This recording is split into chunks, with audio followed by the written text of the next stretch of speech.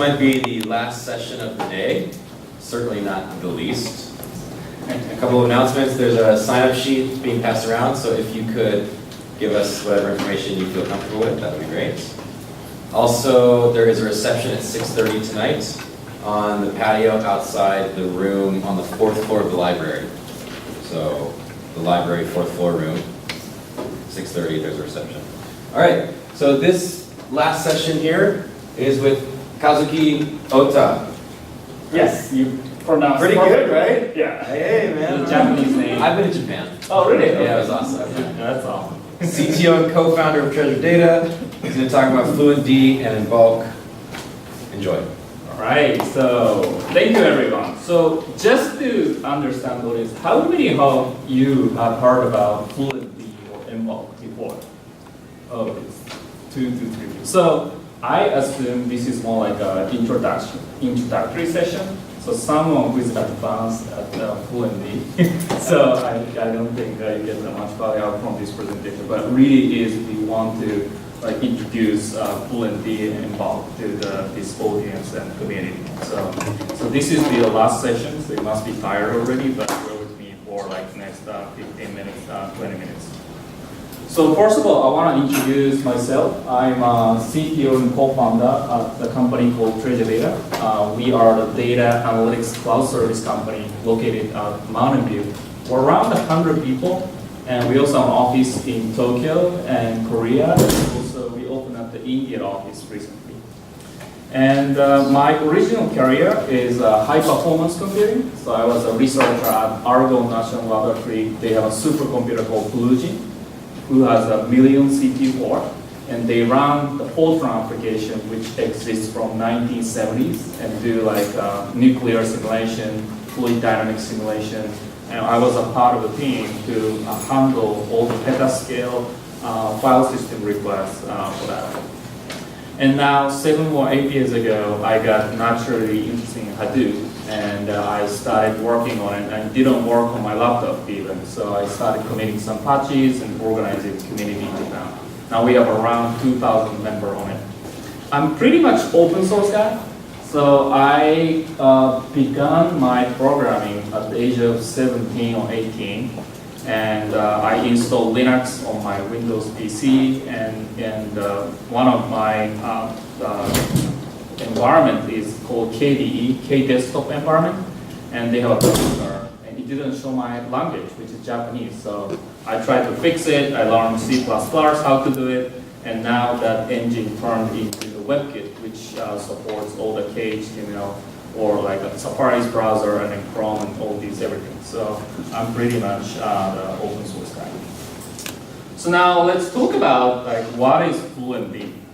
So if you look at the sessions today and every other data-related conference, there's a tons of cool technologies to store and process the data available. It's Hadoop, now it's Spark, there's Presto, and thousands of other data, SQL databases, graph databases. So there's plenty of them. However, the reality is there's not enough data always available. So what we feel is there's tons of data available, meaning a lot of data gets generated, it's exponentially increasing. However, right now what's collected in an effective way is way less than that. So we realize this problem, and everyone is talking about after we collect the data, but we want to solve the problem, how to collect all the data available.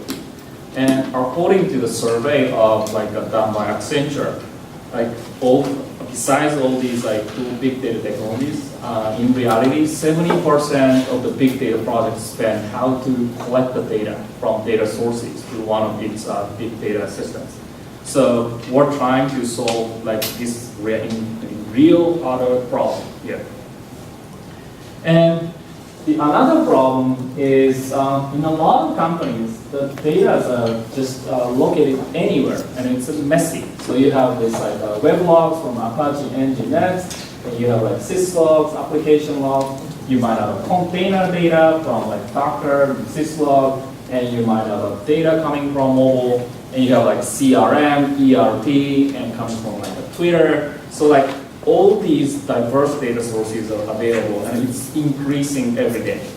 And we also got the survey where like typical Fortune 100 companies are using more than 500 cloud services in general. And so the data source is just increasing every day.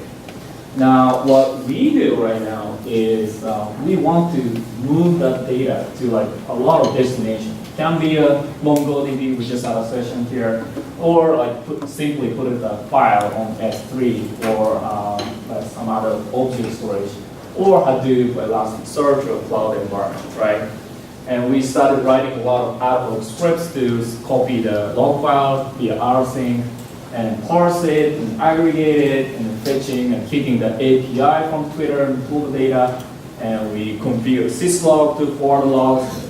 And we have seen a lot of cases where like people who wrote this custom script runs like every day or every hour in the cron, and they leave the company, and you never know what script is running in the production. And you notice that when the system broke. So we want to solve this problem by having a unified data collection layer, which is also pluggable, easy to use, reliable, and also scalable. So this is why Fluentd exists. So if I have like one slide which I want you to remember today, it's like we're trying to like convert n multiple n combination to m plus n combination of the sources and outputs by having this unified system. Now, if you talk about Fluentd, it's less known compared to like all these Hadoop and Spark and others. We are seeing thousands of companies are using it. And the company, almost all the major cloud service vendors, including Microsoft, Amazon, Google, and developer Atlassian provide Jira and then Confluence. All of the cloud product of coming from Atlassian is collecting the logs on the backend from Fluentd. And we also work with major PaaS vendors like OpenShift and Kubernetes. So where you're working with all these technologies, all of the logs are collected by Fluentd. One of the interesting, most exciting use cases is like Nintendo is collecting the data from like all of the game servers. So if you play the Pokemon or Mario, all these like interaction logs are collected via Fluentd. So there's like numerous use cases. And yeah, so it's Apache 2.0, so it's an open source, and you can download and use anytime for commercial purposes or private purposes or for company as well. So these are the notable Fluentd users and partners. I actually meet today is Anurag from Microsoft. So this is first time I met him today, but he was using Fluentd for Microsoft and deployed to like tens of thousands of machines. So I just want him to talk about Fluentd for like a couple minutes. Yeah, absolutely. And so my name is Anurag. I'm a program manager at Microsoft for the product operations management suite, which is our enterprise management stack. So you might think, hey, how do you use Fluentd for just all the use cases I have with just big data? But we actually decided to use Fluentd in a commercial sense and use it as the core of our agent for our enterprise management offering. So last year we embarked on this kind of discovery for Linux. And how do we do Linux management and how do we collect all this data? And you know, in the typical Microsoft sense, we said, let's go out there and let's build something. Let's go build something that's .NET based, use the core CLR that was open source, and then go out and then open source that. But after talking to a bunch of Linux customers and realizing the real power of open source and really the power of Fluentd, we decided that this is, you know, a community that's already been built, something that has a lot of backing in terms of plugins. So you know, there's numerous data sources. I don't have to go out and build every single one. And I can just easily leverage that and plug into it, contribute back to it. And so we've been very, very happy with using Fluentd as part of our core offering for our management stack. And you know, we're continuing that investment.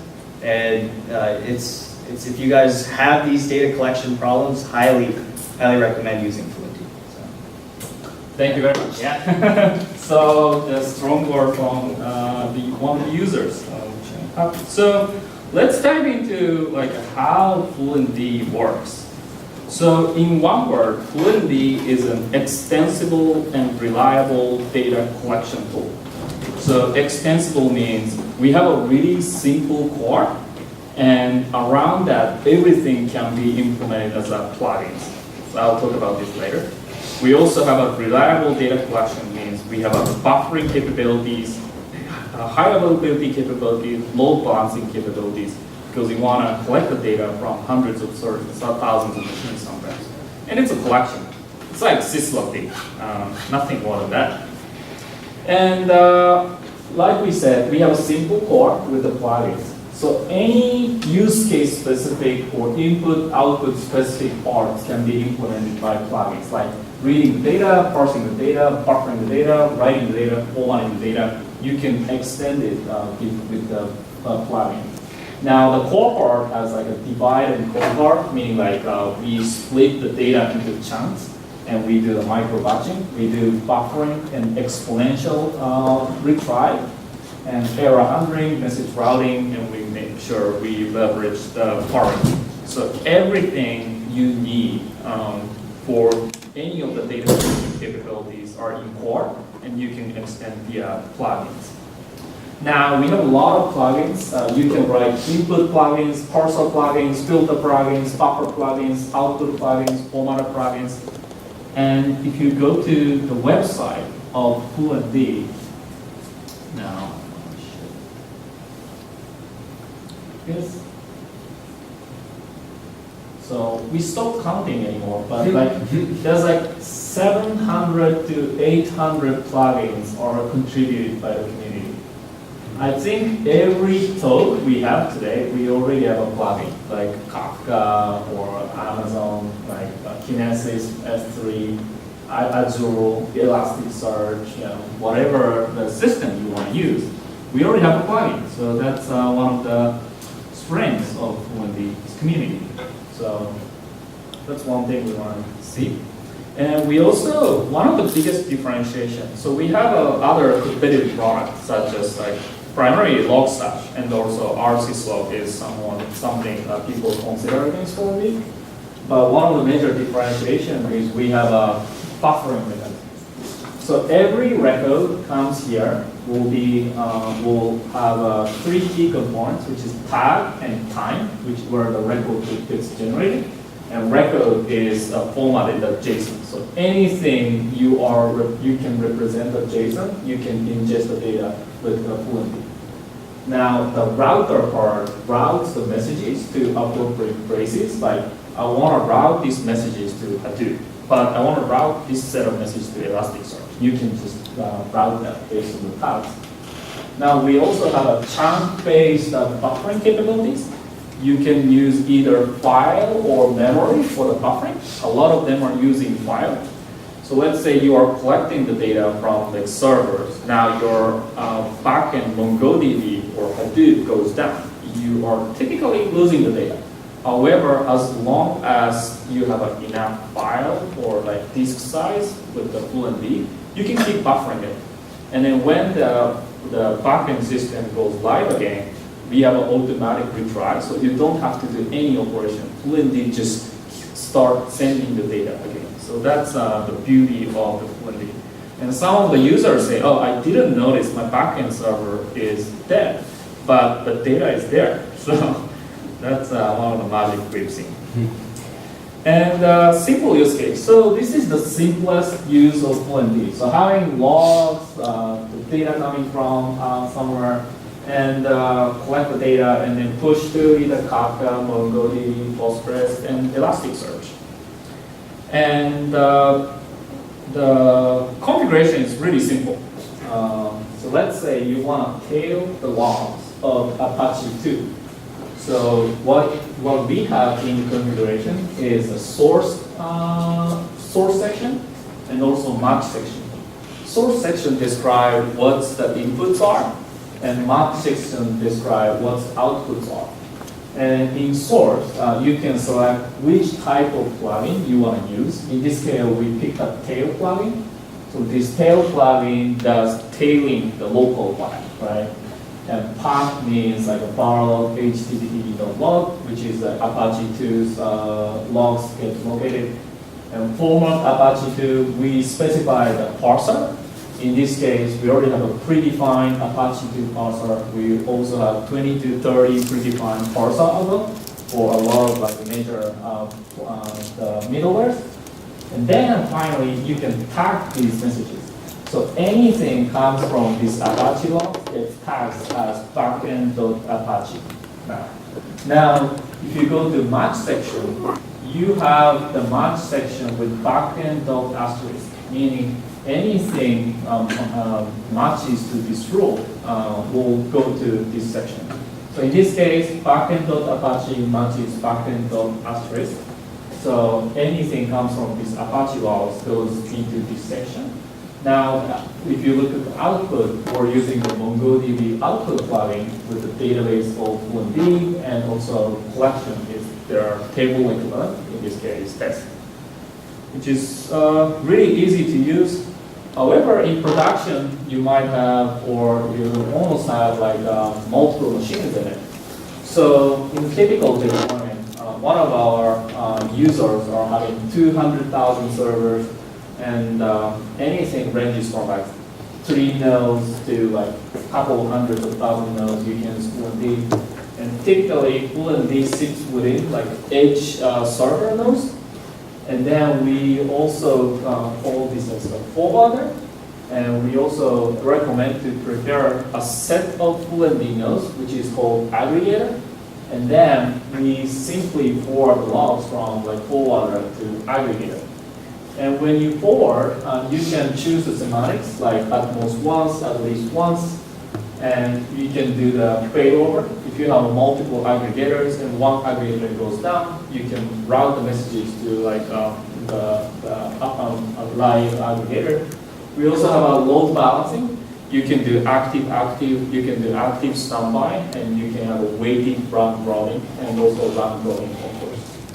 Now the advantage here is, imagine you have like tons of servers, and let's say one day we have like Amazon Web Services, and now we have Heroku, or now we have like MongoDB, or I want to use this like a graph database. Fine. Let's install the plugin onto the aggregator, and then change the configuration and restart it. And then all the messages got routed to the new places. And if you don't have aggregator, you need to restart all the agents on the forwarder side, which takes time and then needs a lot of operations. But in this way, you can reduce a lot of operation performance. And Fluentd's user really embraces the Lambda architecture. I think we have a session today, but Lambda architecture is where the data goes into 2 places. One is for real-time processing, and another one is for like a batch processing. And Fluentd really fits into this architecture in terms of data collection. So what you will do is same, tailing the data from Apache. Now we also have a plugin called copy plugin. So you can copy the incoming string into multiple places. So in this case, we're copying the incoming data stream into, let's say, like Elasticsearch for real-time indexing. And we can also forward the logs into WebHDFS, in this case, like Hadoop distributed file system. And you can do batch processing in Hadoop, and then you can investigate the real-time with the Elasticsearch and Kibana in this case. But you have only one collection layer, which is Fluentd. And this is the power of system. But let's say, okay, I have some problem with Elasticsearch or MongoDB. Now I want to use some cloud services hosted or provided by Amazon, Microsoft, Azure. Fine. They just change or install new plugin and then change the type, and then you're ready and then good to go. And in fact, we're working with like majority of cloud vendors, like Anurag described, like we work with Microsoft. They actually package up Fluentd into their system. And we also working closely with Amazon Web Services, and they open source one of the Fluent plugins for the Amazon Kinesis. So Kinesis is the system where they can do a lot of like stream processing. So let's say one user is actually Atlassian. So Atlassian is collecting the logs from like hosted version of Confluence, HitChat, and Jira, and other services. And they collect the data, centralize the data by Fluentd, and then push the data to everything to Amazon Kinesis. And from there, you can push the data into, let's say, data warehouse like Amazon Redshift, or you can do the in-stream processing with the Amazon Kinesis. But they can at least centralize the data and get the data in real time as well. And Google also recommends Fluentd to all of their customers. So they have the custom package of Fluentd called Google Fluentd. And every time you run any application on their platform, this Google Fluentd agent is secretly running for in all of the images they have. And they collect all the syslogs and application logs in real time, and they push that data into their system called Google Cloud Logging so that you can see all the data coming in. So we're working with Google closely. We're actually surprised that the company like Google can build anything, and they must have something like this, but they picked up open source. Because of like all these plugins, they don't want to build everything. And another use case is we've seen a lot of adoption in the containers. And by nature of containers, you spin up the container, run the application for a while, and then you dispose it. So that's the entire idea of containerized infrastructure, right? Now, one thing you want to have a persistent state is like logging. Another one is database, of course. So if you are creating the Docker image and then spin it out and then just destroy it, the logs go away. So if there's any troubleshooting happening or if there's any problem happening, you need to investigate. But without logs, it's almost impossible, right? So we are working with Docker, and Docker has a native connectivity to Fluentd. So if you add, so they have a system called log driver, and we added the Fluentd's log driver. So if you are adding one option in the Docker command line, you can forward all the logs generated within Docker container or to Fluentd without coding anything. So by doing this, you just run the application and all the logs can be collected with Fluentd, and you can forward that logs into any places like Kinesis, S3 for archiving, or like the Splunk or Elasticsearch or Mongodb, wherever the place you want to store. Now, we also have seen a lot of adoption of the Docker orchestration or container orchestration layer.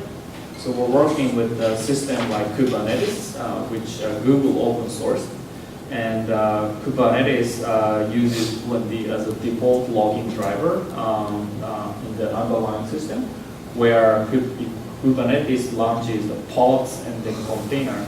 Every logs coming in can be collected into real time to the one central place.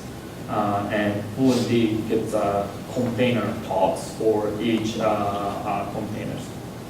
So yeah, so these are the majority of use cases. Now we are also working with new projects called Embulk. I don't have, so this will be the last slide for me, but so Fluentd is more focusing on the streaming data or time series data collection. So it's like continuously generated, you have historical data, it's ever growing in real time kind of data. So it's like logs, application logs, sensor data, IoT data, these kind of things. But in reality, there's a lot of data sources and outputs which accepts only like a batch processing.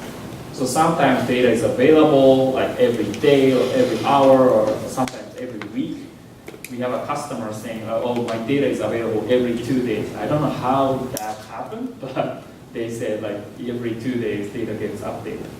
So we actually open source the bulk loading framework called Embulk, which is the same similar functionality. So they have a core, and they have a lot of plugins available for the inputs and outputs. So let's say we have inputs for like MySQL, Postgres, and we have outputs for Oracle or SQL Server. So that you can use Embulk to copy the data from MySQL to Embulk, MySQL to Oracle. Or we also have outputs for Redshift and BigQuery. So let's say you have data in Oracle and you want to load that data to a new cloud environment. You can load data from Oracle to Redshift.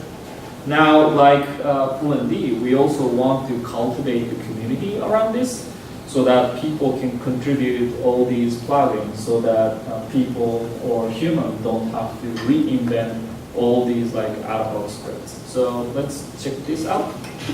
And yeah, so the Fluentd is now working towards the next version called 0.14. And we are working on the Windows support, which is asked by a lot of companies, especially financial and healthcare industries.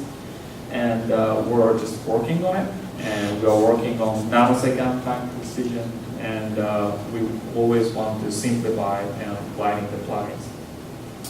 So this is the next step. So just please simply go to fluentd.org, which is the website for Fluentd. So from here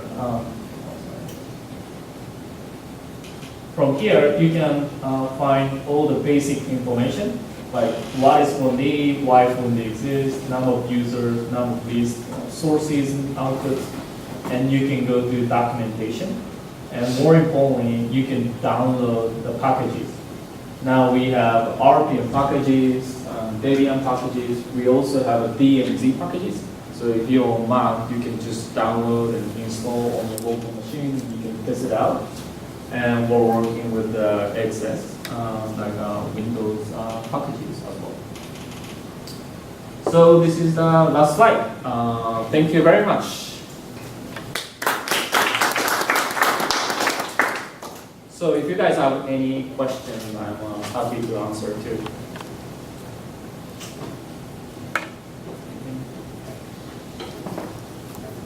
Yeah, and I'm also attending the 6:30 party, so just ping me anytime. Woo. Yep.